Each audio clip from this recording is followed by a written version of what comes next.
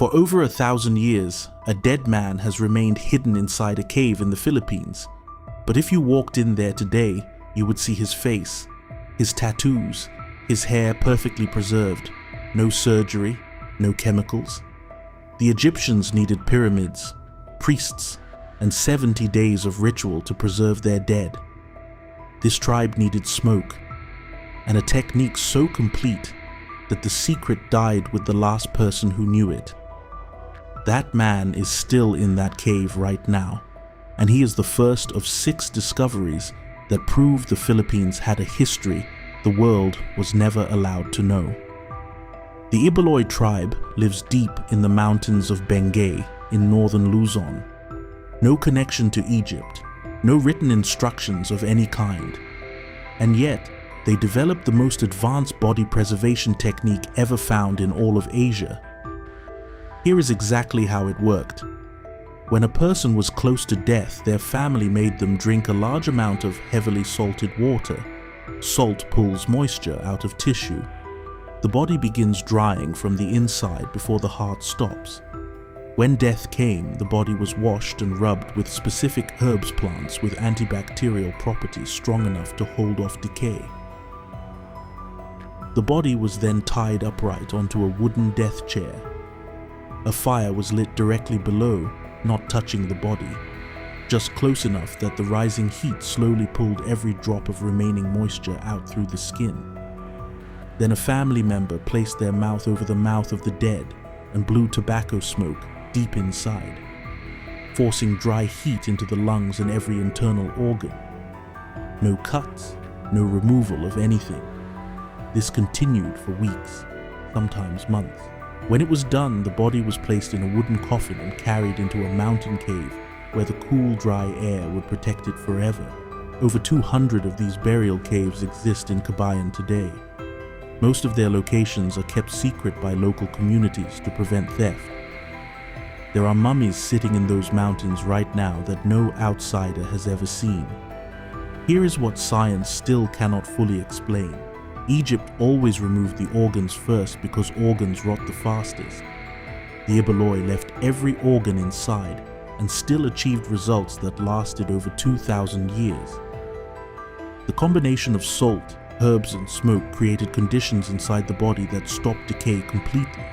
Scientists who have studied these mummies say the technique rivals anything produced by the most advanced ancient cultures on Earth. There was never a written record of how it was done. Every detail lived inside human memory, passed from one generation to the next by speaking. When Spain arrived in the 1500s and forced the Ibaloy to abandon their traditions, the last person who fully understood the method died, and it was gone. A tribe in the Philippine mountains solved a problem that Egypt threw millions of workers and mountains of stone at.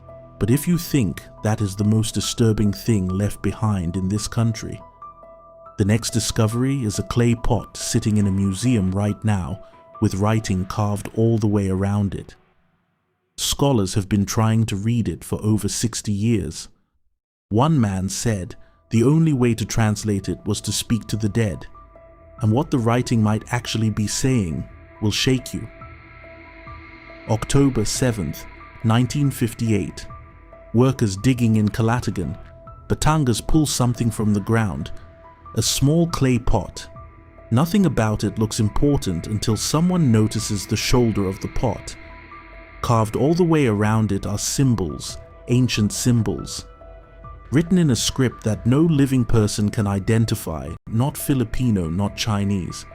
Something that fell out of use so completely that even the descendants of whoever wrote it have no idea what it says. The National Museum declared it a national treasure and brought in the country's best scholars. They failed. International experts were called. They failed too. For 50 years, this pot sat behind glass, a message written to someone, with no one alive who could read it. Then, in the 1960s, a famous Filipino sculptor named Guillermo Tolentino stood up and announced he had cracked it. He said he entered a trance and spoke directly with the spirits of the dead to get the translation. His answer: that the pot was an offering from a child to a dead parent was rejected by every scientist who reviewed his work. What serious modern research now suggests is far more unsettling. This pot was most likely used by a babailan, a powerful female spiritual healer.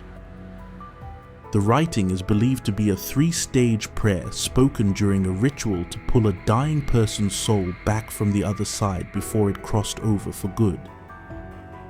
This pot was used to rescue the dead, to reach into whatever comes after death and bring someone back. Every word of that prayer is still carved on the pot right now, sitting in the National Museum in Manila, and the full meaning of what it calls out to has never been confirmed. The Spanish burned every sacred object they could find when they colonized the Philippines, every shrine, every ritual item. This pot survived only because it was buried with the dead, and the full meaning of its words was destroyed with everything else. Now a lost prayer on a clay pot is already 2 impossible things on this list. What comes next is buried even deeper.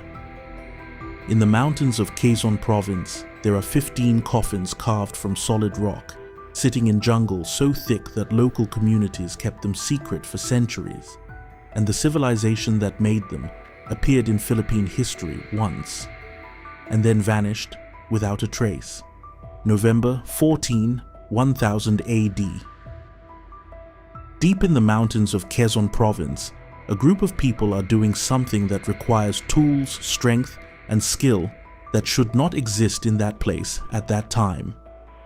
They are carving coffins out of solid limestone, not shaping clay, carving directly into rock, one heavy stone box at a time. 15 of these coffins sit on Mount Kamhantik. Carbon dating places this burial site between the 10th and 14th centuries. The coffins look like Egyptian sarcophagi, thick rectangular stone boxes with fitted lids, but with one major difference. Egyptian coffins are covered in prayers, symbols, and paintings that identify who is inside. These stone coffins have nothing on them. No writing, no carvings, no identification of any kind. Total silence. To carve a single coffin from solid limestone, you need metal tools sharp enough to cut rock without splitting it. You need to understand how stone fractures and how to control that fracture. You need weeks of careful, skilled labor per coffin. And after all of that, you need to carry that finished stone box weighing hundreds of kilograms up a mountain through thick jungle to a site where no outsider would find it. Inside and around the coffins, archaeologists found clay jars, iron objects, and animal bones, signs of ritual sacrifice performed at the moment of burial. The iron tools confirm an advanced society with organized labor and real metallurgical knowledge. These were not simple people. Here is what no researcher has been able to explain. This burial method, carving coffins from solid limestone, appears nowhere else in Philippine history before these coffins, and nowhere after. Not a single other site in the entire archipelago shows this technique. One community, in one mountain, used this method for roughly 400 years. Then it ended. The skill did not spread to neighboring communities. It did not evolve into something else. It simply stopped, as if every person who knew how to do it disappeared in the same moment. But the next discovery takes you further, on the most storm-battered islands at the very top of the Philippines. 4,000 years ago, someone built stone fortress cities on the peaks of every mountain, and the threat they were defending against has never been identified. If you enjoy what this channel does, subscribe now to be the first to witness our next discovery. Because there are layers of this country buried deeper than anything we uncovered today, and every layer we dig into rewrites everything.